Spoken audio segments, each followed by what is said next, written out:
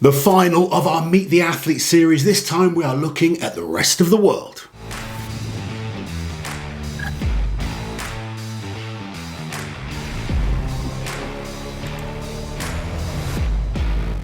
Good group of athletes, but inexperienced when it comes to the world's strongest man. So we have the current world's strongest man, Mitch Hooper. A big favourite for this year, Matt Ragg. Finalist from last year, Jaco Schoonwinkel. The popular Australian, Eddie Williams.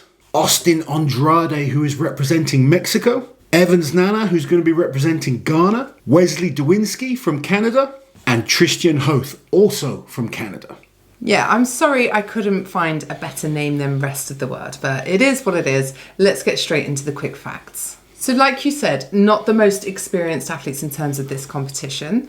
However, they do have 14 international title wins between them, although I probably should point out that 8 of those belong to Mitch Hooper. So from these 8 athletes, we have just 6 World's Strongest Man appearances, 4 finals, so 2 are from Mitch Hooper, 1 from Matt Ragg and 1 from Jaco Schoonwinkel. I've done this for the other group, so I'll do it again. Eddie Williams and Mitch Hooper are the most experienced athletes at this competition, having been there twice before. And of course, Mitch Hooper is the most successful, being the current title holder. And we have 4, so half of this field of athletes are first-timers at the World's Strongest Man. So this is a really inexperienced group. I know we have the World's Strongest Man, but to have 2 athletes that have only done it twice before as the most experienced athletes in a group, compared to the UK or USA, where we've got like 5 or even 8, appearances at World's Strongest Man.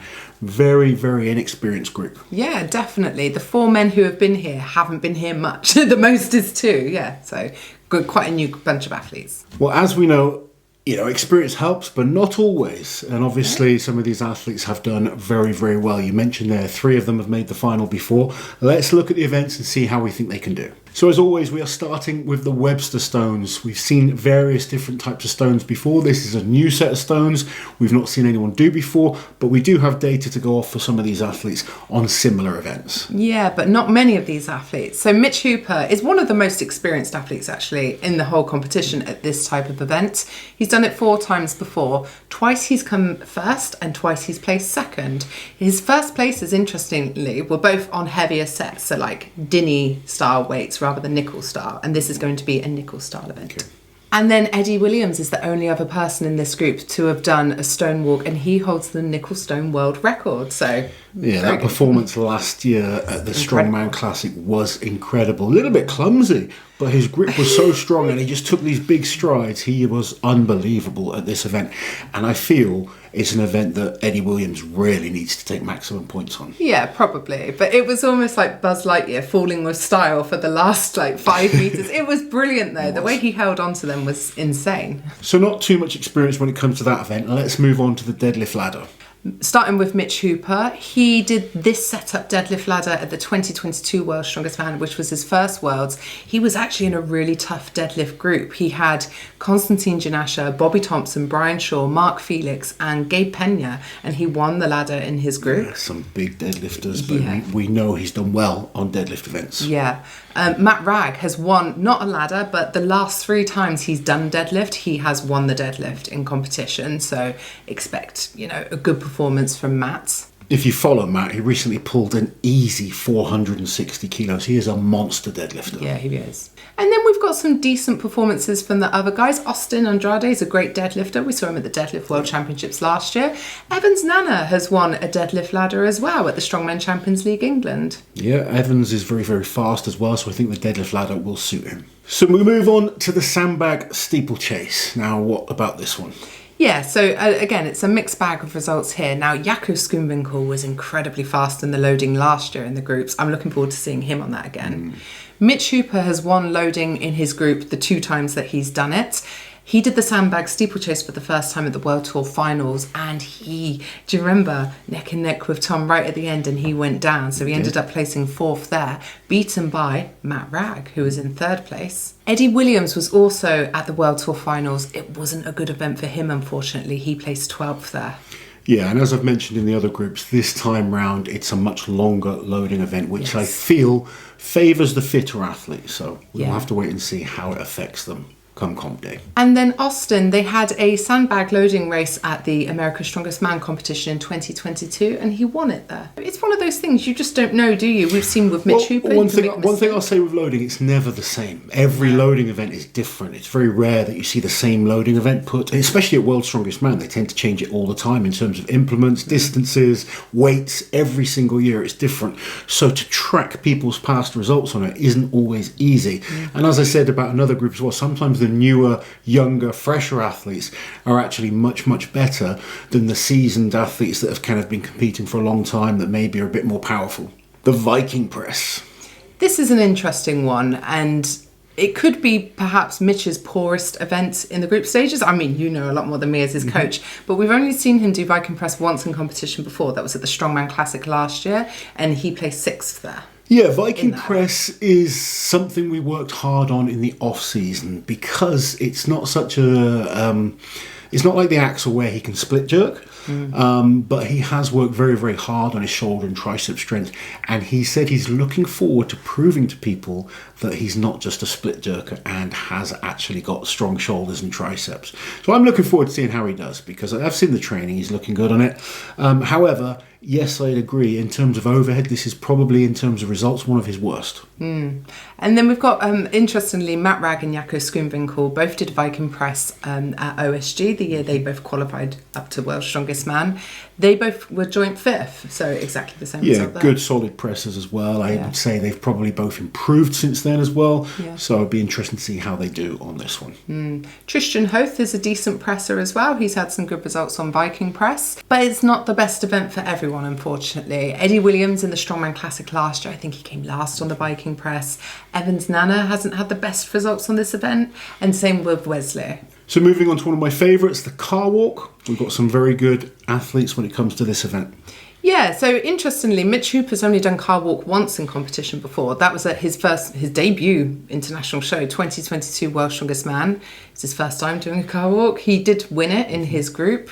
Jaakko Schoenwinkel came 2nd when they did it at OSG. I don't know that Evans Nana has done a car walk before, but he has won yoke races in the Strongman Championship. He's very, very fast. This is an event I'm looking forward to seeing him on. He's rapid when it comes to yoke. I'm expecting him to get good points on this, and he's going to need to. You know, when we sat down and spoke tactics, this is an event where he needs to get big points. And Matt Ragg in that same OSG competition where Jaakko came 2nd, he was 5th on the car walk. So it always comes down to the stone off at World's Strongest Man. It's a highly important event. You don't need to win your group. You need to get yourself into the stone off to get through. And if you're a good stone lifter, you've got a chance of making that final.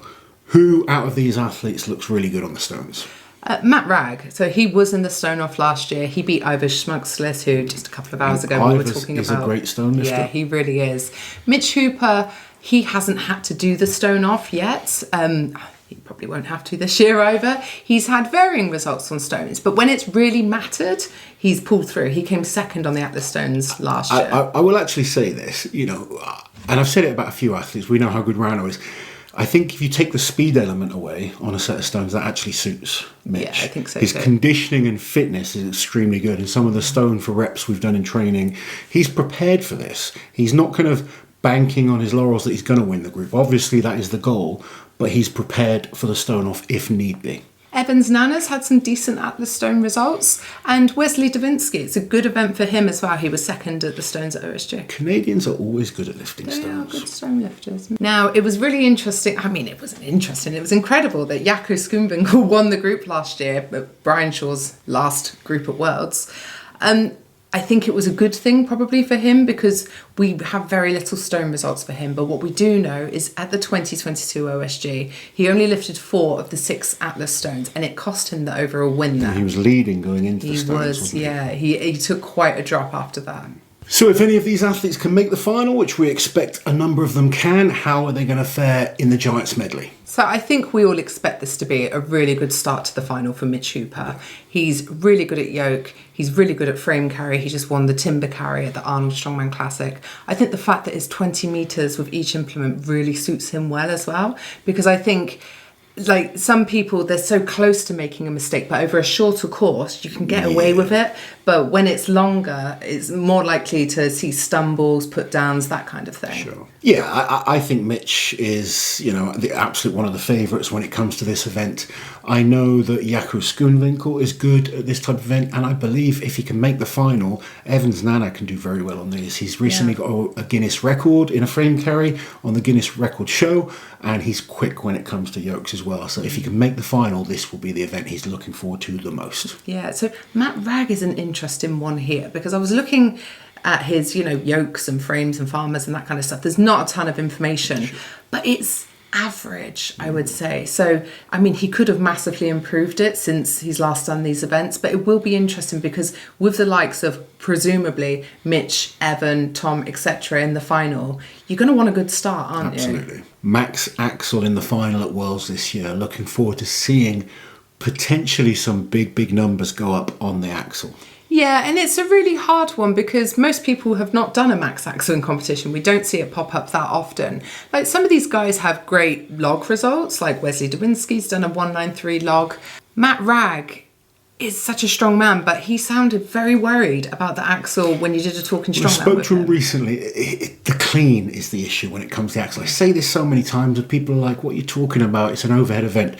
Getting the implement from the floor to the shoulders is more of a challenge for a lot of these guys than actually pressing the axle, which a lot of people can't get their head around. So you might see some guys that are 200 kilo plus log lifters struggle when it comes to an axle. Technique is very important. We've seen what Mitch is doing on the axle. Very good at the Arnolds recently. Yeah. I expect Mitch to win this event. Yeah, it's an event in the final. I think it's going to be hard to beat him on. However, there are some very good pressers in this group. And, because we haven't seen too much axle in competition, it's a hard one to predict. Yeah, someone could come in and surprise us. I think if there are no surprises, I expect Mitch to probably win the axle in the final with Tom second place behind him. After that, it becomes really unclear. Like if Matt's struggling with a clean and a problem with his arm, Evan Singleton, it's not his best overhead either. So who knows? Austin's really strong overhead. Tristan's had some great results overhead. So who knows? It's going to be interesting to see who makes the final and, how they cope. Not just with the axle, but having coped with all the other events that they've gone through to this point as well. Yeah. I tell you what, the inexperience of this group, as in terms of the variety of competitions that they've done or not done in some cases, and the lack of different events has made the research really hard. So apologies. The keg toss. Keg toss is interesting because, again, we don't see many max height throw events. Now, Mitch did it recently at the Arnold's UK and he was joint second behind Thor Bjornsson. Matt Ragg in the throw series last year came third in his group. Speaking to Matt, he's very confident though when it comes to this event. And let's remember, we can't compare a speed run to a max height run. There's no pressure in terms of having to go quickly, which eliminates a lot of mistakes that can be made when it comes to like a speed run. And the other factor when it comes to the height is you do get multiple attempts. You do, yes. Yeah, so which is more forgiving for those mistakes. And to be fair, Matt was fast in his group. He was third, but behind Mateusz, who was really good, and Mitch Hooper. Yeah. Jaco also came third in his group. Interestingly, Eddie Williams came last in his group, but his time for last was 10 seconds faster than Jaco's for third. So you can't always compare because, the talent varies in the groups, doesn't it? Absolutely. But as I said as well, speed, not even an issue when it comes to this one. Of course. And, how athletes' training have gone, we don't know. It's an event that can be improved very quickly. If you haven't put too much practice into it before and suddenly you start working really hard, you can see big improvements. So it's one of those events that nothing is guaranteed with. Mistakes can happen. Someone can throw it high enough 3 times in a row, but it might not go over. Yeah. And as that bar gets higher and higher, the trajectory gets more and more difficult. So it's an interesting one. It'll be a fun event to watch, and it could be one of those events that throws the competition. Yeah. Okay, moving on to the Conan Circle. So we have no data at all for Austin, Tristan or Wesley, unfortunately. We do for most of these other guys. So Evans Nana has done it a few times in Strongman Champions League. Not his best event, unfortunately. We had it in the group stages last year. So last year, Jaco, out of him, Mitch and Matt Ragg, he went the furthest in the groups. Then it was Mitch, then it was Matt Ragg. Matt Ragg beat Mitch at the World Tour final by 4 degrees. He had the advantage of going after Mitch. And I really do think having those markers and who goes in what order is going to be a deciding factor was some guys who are really close to each other on this event. If you are close, being able to go after is definitely a big advantage to find those few extra feet. Yeah. Absolutely. 360 kilo deadlift for reps. We've seen this before. How are these athletes at deadlifting? Yeah, some great deadlifters in this group. So at the deadlift for reps in last year's final, Mitch Hooper won it with Matt Ragg in second place. Jaakko Schoenwinkel came seventh on the deadlift in the final. Evans Nana has won deadlifts in Strongman Champions League level competitions before.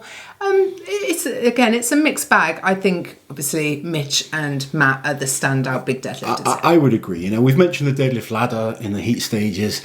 When it comes to the reps, it's going to come down to the bigger deadlifters. It's more predictable, isn't it? It is a bit easier to predict because speed is no longer an element, grip is no longer an element. You just strap yourself into the bar and you lift it as many times as possible. Matt Ragg and Mitch Hooper, for me, are the standouts. Austin Andrade has really improved a lot in the last year on his deadlift. He was super impressive at the World Open, and he wasn't even using a suit at that point. He has a suit now. He's training hard for it. If he can make the final, could be a good event for him. And he was a really late call-up to that competition, whereas he has been training for this. So, yeah, excited to see what he can do if he makes the final. And obviously we have some big names in this group of athletes that people are talking about, potential winners, particularly when it comes to Mitch Hooper and Matt Ragg. Yeah. How are they on the Atlas stones? So if we take this exact same set of stones from last year's World's Strongest Man, Mitch came second behind Tom. Matt Ragg was ninth in the stones, which is surprising. I don't know if maybe he was just absolutely done, given Potentially. everything. Let's remember that was his first World's Strongest Man. He made the final at his first appearance. You're gaining experience all the time at your first Worlds. Let's remember Mitch was seventh in his first Worlds. Yeah, exactly. Okay, the improvement a year later where you've got that experience was vast. Yeah. I'm expecting to see similar type of progress from someone like Matt. Mitch has proven when he needs to be good at stones, he is. Yes, he has had the odd poor performance when it comes to stones, but I'll say this time and time again when it comes to stones at World's Strongest Man, you need to be in a position where you are competing for the title. If you are up there in those top few positions, you will try harder than the guys that are absolutely battered at this point. Some of the athletes just want to make the final. Yeah. So at this point, they've given up. Well, a lot of them didn't train for the final events as well. And rightly so. And for certain athletes, you're trying to do everything you can to find some of the better guys sleeping. So you work more on the heat events. In the final, the big names obviously are focused on the events. But even the big names, if they've had a bad show, will start to sort of back off because firstly, there's some big competitions to come up later in the year and your body is feeling it. 12 events these athletes will have to get through, or some of them will have to get through to finish this competition. It's tough. Their bodies will be battered. Elbows will be sore. Backs will be sore and tight. You've got to be in a position where you are fighting for the title to dig that a little bit deeper. So I take results like ninth place from last year with a pinch of salt. Yeah, 100%. Let's see who the top 4 or 5 guys are when it comes to this point. You're going to see. I've seen bad stone lifters get to World's Strongest Man and load all the stones when they have to. Yeah. When you are in that with that shot of winning the title, you dig that little bit deeper. Right guys, World's Strongest Man starts tomorrow. Hope you've enjoyed this little series. We made it much quicker and shorter this year than going through every single athlete. Obviously, we've all got our favourites. We all want to see an amazing competition. Let us know in the comments below who you believe is going to be fighting for that title come the end of World's Strongest Man this year. And don't forget, like, share and subscribe to the channel.